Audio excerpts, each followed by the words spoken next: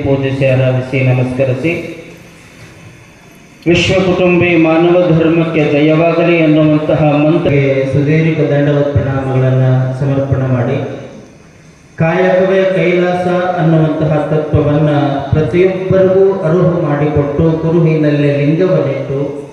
ಈ ಜಗತ್ತಿಗೆ ಜ್ಞಾನದ ಜ್ಯೋತಿ ಎಂದೆನಿಸಿರುವಂತಹ ವಿಶ್ವಜ್ಯೋತಿ